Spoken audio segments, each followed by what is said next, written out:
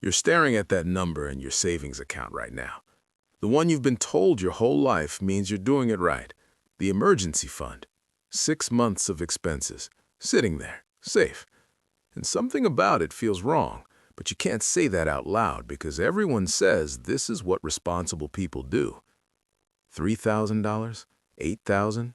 Maybe 15 if you've been really disciplined. And every financial expert you've ever heard has told you this is step one. Build the emergency fund. Protect yourself. Sleep better at night. So you did it. You carved out money from every paycheck, said no to things you wanted, felt that little hit of pride every time the number went up. You did the responsible thing. But here's what's sitting in the back of your mind at 1 a.m. when you're scrolling through your bank app. That money has been sitting there for 2 years, and it's worth less now than when you started. Not because you spent it, because you saved it. Because while you were being responsible, inflation was eating it, slowly, quietly. $100 here, $200 there, and purchasing power just gone. And nobody told you that protecting yourself was the same thing as making yourself poorer. You know the feeling. You watch your coworker buy a house and you think, I'm not ready. I need to save more first. You see the investment opportunity and you think, but what if I need that cash? You calculate and recalculate how much is enough to feel safe, and the number keeps getting bigger because the world keeps getting more expensive, and your carefully saved dollars keep buying less. It's been 4 years of building your emergency fund, 4 years of doing what you were told, and you're starting to realize that the finish line keeps moving, and the money you're holding is slowly turning into monopoly money while you wait for permission from some future version of yourself to finally do something with it. The apartment you could have bought for $200,000 now costs $340,000. Your emergency fund grew by $6,000. The gap got wider. But you were being smart, right? You were being careful. You were doing exactly what every basic financial literacy course told you to do. And here's the thing that keeps you up. You're watching people younger than you, less disciplined than you, people who definitely don't have 6 months saved, buying assets, starting businesses, building actual wealth. And you're doing the right thing. You have your cash, your safety net, your emergency fund that loses value every single day it sits there. You've started lying to yourself about what that money's really for. It's not for emergencies anymore. It's for the feeling of having it. It's become this psychological pacifier that you check when you're anxious. The number goes up in your account and down in actual worth, and you've somehow convinced yourself this is winning. 7 months ago, you had a genuine emergency, the car, the medical thing, the whatever. And you know what you did? You didn't touch the emergency fund. You put it on a credit card. You took out a payment plan. Because somewhere along the way, that emergency fund stopped being money you could spend and started being money you had to protect. It became more important to have it than to use it for its actual purpose. You're stuck in this loop. Save for emergencies, but when emergencies come, find another way to pay for them, because touching the emergency fund means starting over, means watching that number drop, means losing the only financial accomplishment you can point to and say, look, I'm doing okay. But nobody taught you this. Nobody sat you down and explained that cash is the worst performing asset over time, that every financial expert telling you to save 6 months of expenses is giving you 1950s advice for a 2025 economy, that the game changed and the old rules are making you poor in slow motion. You were too busy surviving to see the pattern, working, saving, protecting, watching that number, feeling responsible. And the whole time the value was draining away like water through your fingers. Just 3% a year, they said. Just a little inflation, nothing to worry about. 3% doesn't sound like much until you realize it's 3% of your safety, your peace of mind, your years of discipline. It's 3% of every time you said no to yourself, every dinner you skipped, every vacation you postponed, every opportunity you passed on because you were building this thing that was supposed to protect you. And this is where everything you thought you knew breaks. Because the wealthy don't have emergency funds the way you do. They have liquidity, sure. They have access to cash. But their money is never just sitting. It's always working, always moving, always positioned to at least keep pace with inflation, usually to beat it. They understand something that nobody told you. Cash isn't safety. Cash is a depreciating asset disguised as security. The interest your savings account pays you, that 0.5% or whatever your bank is giving you, that's not growth. That's a consolation prize for letting them use your money to make actual returns. You are getting pennies while they're getting dollars, using your dollars. Here's what nobody tells you about money. The emergency fund trap works because it makes you feel like you're doing something. You're taking action. You're being responsible. And that feeling, that sense of financial maturity, is exactly what keeps you from actually building wealth. It's a psychological cage with a number on the lock, and you're the one who keeps spinning the combination to make sure it stays shut. But here's the shift. Wealthy people understand that money has only two states. It's either growing or it's dying. There's no neutral. There's no safe. Every dollar that sits still is a dollar that loses the race against inflation, against opportunity cost, against time. They don't ask, how much should I save in cash? They ask, what's the minimum I can hold in cash while still sleeping at night? And this is where everything you thought you knew reverses. The people who build actual wealth, they hold maybe 1 month of expenses in pure cash. Maybe. The rest, it's in assets that move with inflation. Real estate, index funds, businesses, things that increase in value when your grocery bill increases in cost. They built their safety net out of things that grow, not things that shrink. That couple you know who retired at 42, the ones you thought got lucky or had family money, they broke this one rule. They stopped protecting cash and started deploying it. Every dollar that came in had orders, had a mission, was sent somewhere it could multiply instead of somewhere it could hide. They had an emergency in year 3, a big one, and you know what they did? They had a line of credit against their appreciating assets. They borrowed against their own wealth at 4% and kept their assets growing at 8%. They made money on their emergency. You would have spent your saved cash, broken your momentum, and started over. The emergency fund is a poverty trap dressed up as financial wisdom. It keeps you liquid and poor. It makes you available for emergencies, but unavailable for opportunities. It gives you the permission to feel secure while systematically making you less secure. And nobody wants to say this out loud because it sounds like the kind of advice that leads to disaster. Save your emergency fund, they say. Don't take risks. Protect yourself first. And on the surface, it makes perfect sense, until you realize that the biggest risk isn't having an emergency without cash. The biggest risk is spending your whole life preparing for disasters that might never come, while the guaranteed disaster of inflation definitely does.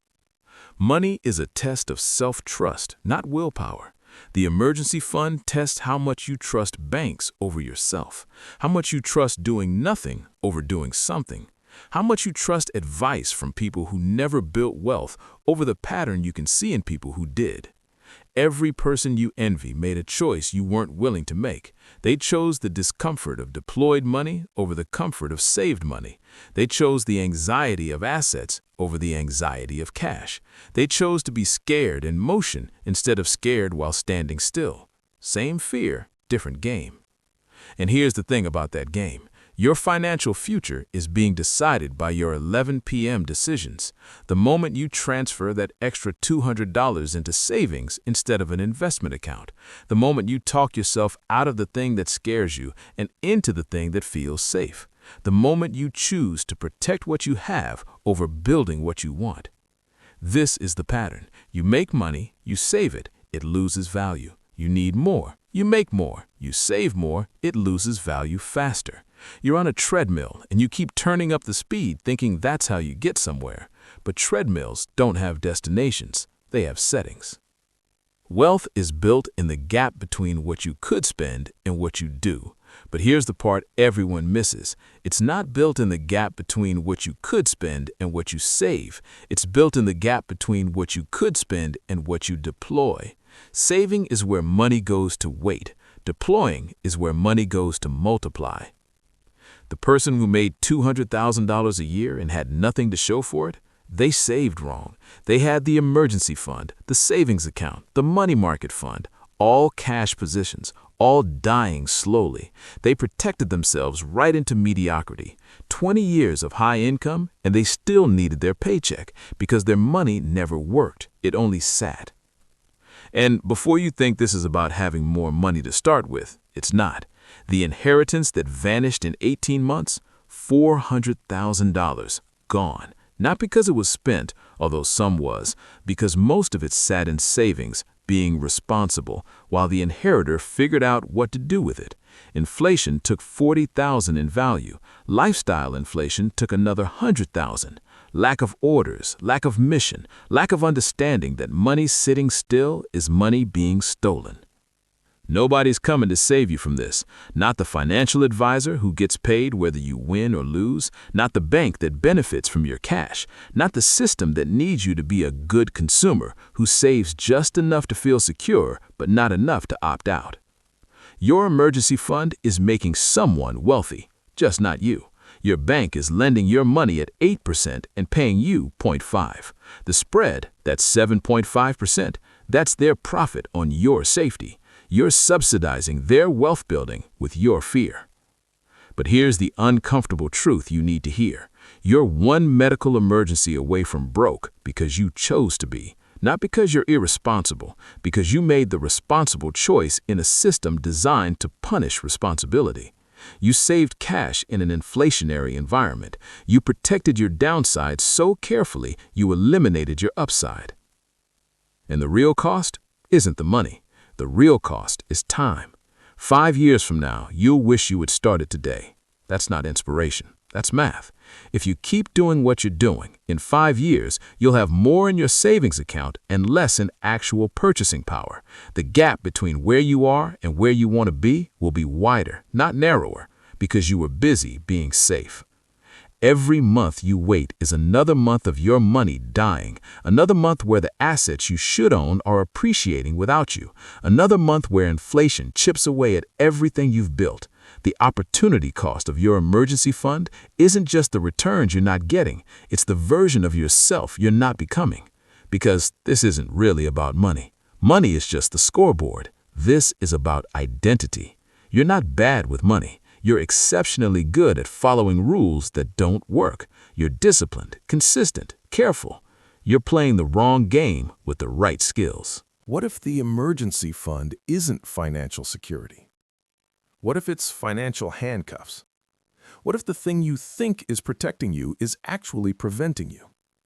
What if every dollar sitting in that account is a vote for the life you have instead of the life you want? The people who actually build wealth, they have this moment, this split second where they stop asking, "Can I afford this?" and start asking, "What does buying this cost me in freedom?" But before that, they have a different moment. The moment where they ask, "What is keeping this cash costing me in freedom?" Your lifestyle is someone else's marketing budget working. Every ad you've ever seen for high-yield savings accounts, every financial guru telling you to save 6 months, every bank offering you security, they're all selling you the same thing: permission to stay where you are, permission to feel good about not taking risk, permission to confuse safety with stagnation. And here's what nobody tells you. The anxiety you feel about not having enough saved, it doesn't go away when you hit the number. 6 months becomes 12 months, becomes 18 months, becomes, "I should probably have 2 years just to be safe." The goalpost moves because the real goal isn't an amount, it's a feeling you're trying to buy. And feelings can't be purchased with dying dollars. You have 2 paths from here. Path A, keep building the emergency fund. Watch it grow in number and shrink in value. Feel responsible while getting poorer. Hit your savings goal in 4 years and realize it's not enough anymore. Spend your life preparing for emergencies and miss every opportunity because your money was too busy being safe to be useful. Retire at 67 if the math works out and the market cooperates and nothing unexpected happens. Look back and wonder what you were so afraid of. Path B, the uncomfortable one. The one where you hold less cash than feels safe, where you deploy money before you're ready, where you feel the anxiety of assets instead of the anxiety of savings, where emergencies get handled differently because your safety net is made of things that grow, where you might be wrong and it might not work and you'll have to figure it out as you go, where 10 years from now you're not checking your emergency fund balance, you're checking your net worth. The number still might not be enough, but at least it'll be real. Neither path is guaranteed, but one of them is guaranteed to make you poorer while feeling responsible. The math isn't complicated. The psychology is. So what do you actually want? Not what you're supposed to want, not what sounds responsible when you say it out loud. What do you actually want? A number and an account that makes you feel safe while buying less every year? Or a chance at something different, even if it means being uncomfortable while you build it? Because here's the thing about that emergency fund. It's not just money anymore. It's a story you tell yourself. A story about who you are and what you're capable of and what you deserve. And every day you add to it, you're reinforcing that story. The question is whether it's the story that gets you where you want to go. How much of your life are you willing to trade for the feeling of having money you won't use, losing value you can't see, protecting you from disasters that might not come while guaranteeing the one that will? 5 years? 10 years? 20 years of this? The emergency fund will still be there. It'll be bigger. It'll be worth less. And you'll still be trying to figure out when you saved enough to finally start living. Your move.